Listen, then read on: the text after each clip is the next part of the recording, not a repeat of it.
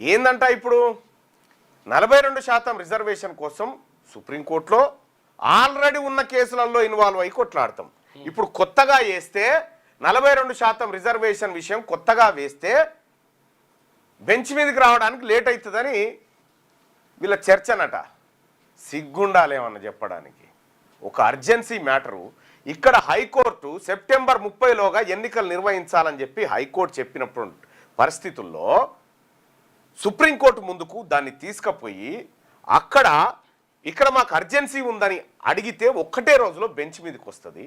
అటువంటిది చేయకుండా ఈ రిజర్వేషన్లను బీసీలకు ఇయ్యొద్దు, బీసీలు అనేటువంటి వాళ్ళు ఎట్టి పరిస్థితుల్లో రిజర్వేషన్ పరంగా ఎన్నికల్లో పాల్గొనొద్దు, వాళ్ళు పైకి రావద్దు అనేటువంటి కుట్ర కుతంత్రాలతోటి దొంగ ముచ్చట్లు చెప్తా ఉంది రాష్ట్ర ప్రభుత్వం.